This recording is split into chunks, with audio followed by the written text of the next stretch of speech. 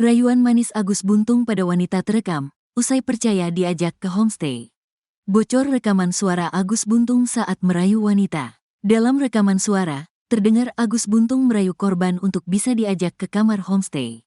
Agus Buntung benar-benar ahli dalam memanipulatif agar bisa melecehkan wanita.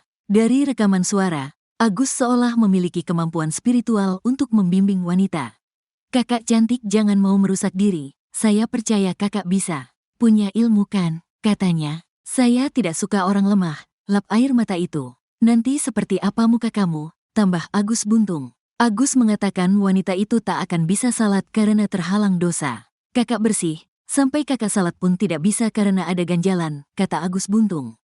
"Perjuangan kakak kan hanya hidup sendiri, berjuang sendiri. Benar gak? Nekat karena hal sepele. Kakak mau nekat, bisa gak aku minta kakak jangan nekat?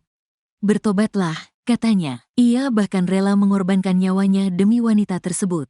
"Nyawa saya kasih ke kakak, biar kakak tahu bahwa kakak berarti bagi dunia ini," kata Agus Buntung. Dia mengatakan menyadari bahwa wanita itu belum percaya padanya. "Setengah percaya, sedikit percaya, itu pikiranmu sekarang. Karena kamu baru kenal saya bisa baca langsung kok. Bingung kenapa saya ngomong gini? Kamu kira saya modus sama cowok lain? Buktinya dia ngerusak kamu," kata Agus Buntung. Seperti pada pembelaannya sebelumnya, Agus Buntung juga berdalih dengan kekurangan fisiknya dia tak akan mungkin melakukan pelecehan.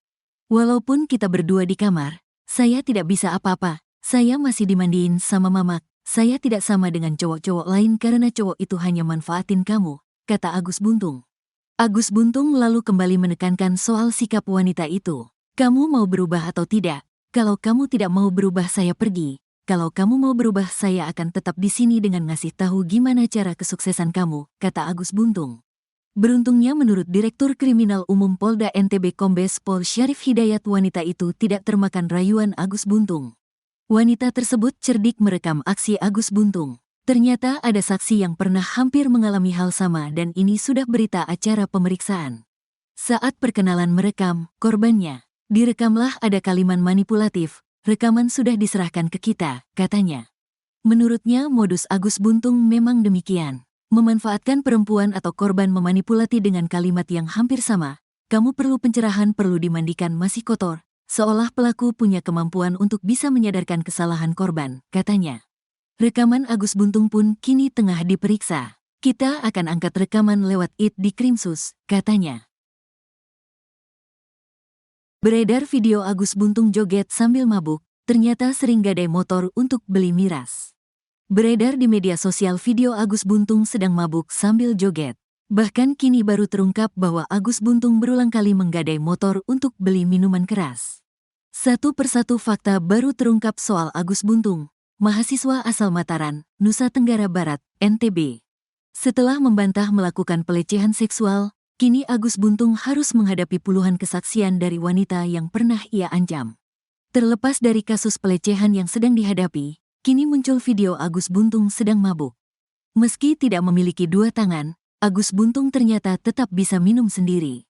Dalam video tampak Agus Buntung memakai baju dan celana warna hitam. Dia duduk di lantai sedang mengarahkan gelas berisi minuman keras menggunakan kaki kirinya. Setelah selesai minum minuman keras, Agus Buntung lalu berdiri, tanpa bantuan orang lain. Ia kemudian berjoget mengikuti alunan musik. Teman disabilitas Agus Buntung, lalu Wisnu Pradipta mengungkap bahwa temannya itu sudah sering menggadai motor untuk membeli minuman alkohol. "Di tim kami ada yang dekat dengan Agus karena tetangga. Dari situ baru kita ketahui Agus sering gadai motor untuk minum atau hal lain," kata Wisnu. Ia bercerita Agus Buntung memang memiliki kemampuan bicara yang cukup bagus. Bahkan awalnya Wisnu membayangkan bisa mengarahkan Agus Buntung menjadi motivator. "Kalau masalah bicara, pertama kali saya kenal Agus itu membuat saya ingin melihat dia menjadi motivator. Karena pekerjaan paling mudah buat dia itu adalah pekerjaan yang menggunakan mulut. Bicaranya Agus ini sangat luar biasa. Percaya dirinya menjadi daya tarik tersendiri," kata Wisnu. Menurutnya Agus Buntung selalu memiliki argumentasi yang masuk akal. "Cara membantah argumentasi kita dia lebih masuk akal kalau kita bicara langsung. Apa yang kita sampaikan argumentasinya lebih ngena. Bicara adik kita satu ini luar biasa," katanya. Hal ini sejurus seperti yang diutarakan Dirkrimum Polda NTB Kombes Syarif Hidayat. Kata Syarif, Agus Buntung melakukan pelecehan seksual pada wanita yang datang sendiri ke Taman Udayana Mataram. Ia kemudian mendatangi lalu mengajak berbincang. Kadang Agus Buntung juga menjual kesedihan dengan membicarakan tentang kekurangan fisiknya. Setelah berhasil mengorek masa lalu atau rahasia, Agus pun mengancam wanita tersebut. Disitulah pelaku melancarkan aksinya sehingga korban terikat, katanya. Deputi Bidang Perlindungan Hak Perempuan Kemenpa, Ratna Susianawati mengungkap sampai dengan saat ini sudah ada 10 wanita yang mengaku menjadi korban pelecehan Agus Buntung. Hasil klarifikasi menunjukkan 10 korban perempuan dewasa dan 3 anak menjadi sasaran pelaku, katanya. Terungkap tabiat asli Agus Buntung, ternyata bukan kali pertama buat ulah. Ternyata kasus pemerkosaan terhadap mahasiswi bukanlah ulah pertama yang dibuat IWAS alias Agus Buntung, 21. Tak sepolos kelihatannya, kelakuan Agus Buntung ternyata sudah berkali-kali membuat orang resah. Belakangan, kasus yang menjerat Agus Buntung itu juga disorot pihak kampus tempat Agus menimba ilmu. Seorang dosen yang jadi pembimbing Agus Buntung mengurai cerita mengejutkan soal perangai buruk Agus. Ternyata selama ini Agus kerap membuat pihak kampus resah dengan ulahnya. Karenanya dosen pembimbing akademik, PA, bernama I. Maderia Taurisia Armayani tak heran jika Agus Buntung ditetapkan sebagai tersangka kasus pemerkosaan oleh Polda NTB. Tak hanya dosen, pemilik homestay juga memberikan kesaksian mengejutkan. Ia mengungkap kelakuan Agus Buntung di homestay-nya yang ternyata sudah dilakukan berkali-kali.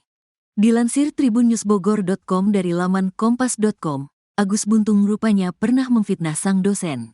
I. Maderia mengaku pernah didatangi pihak dinas sosial karena dilaporkan oleh Agus Buntung. Agus ini berbohong, saya selaku dosen PA dianggapnya, Agus tidak menginginkan dia kuliah.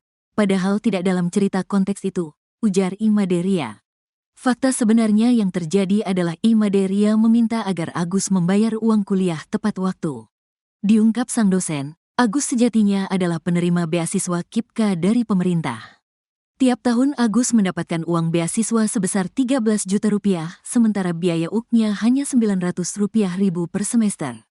Namun Agus tak kunjung membayar UKT tepat waktu. Karenanya, I. Maderia pun membantu Agus dengan cara membuka sistem pembayaran yang sudah ditutup, tapi Agus masih diberi kesempatan. Tapi rupanya, niat baik I. Maderia itu disia-siakan Agus. Saya telepon ibunya, Agus, selama 3 hari waktu itu. Ternyata tidak ada upaya dari Agus maupun ibunya untuk membayar, imbuh I. Maderia.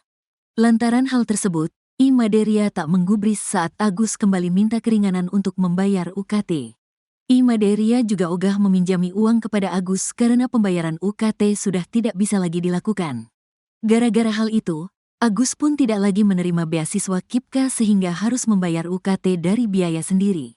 Hal tersebut yang membuat Agus mengadukan dosennya kepada dinas sosial. Tak cuma berkonflik soal UKT, Agus juga kerap berbohong perihal absensi kehadiran. Diceritakan oleh Ria, Agus sebenarnya tidak pernah masuk kelas di awal perkuliahan. Tapi di absensinya, Agus tercatat hadir di sebuah mata kuliah. Atas semua tingkah meresahkan Agus tersebut, I. Maderia sebagai dosen tak heran lagi jika mahasiswanya itu kini terjerat kasus hukum. Hingga kini pihak kampus masih berdiskusi guna penindakan terhadap Agus yang telah berstatus sebagai tersangka.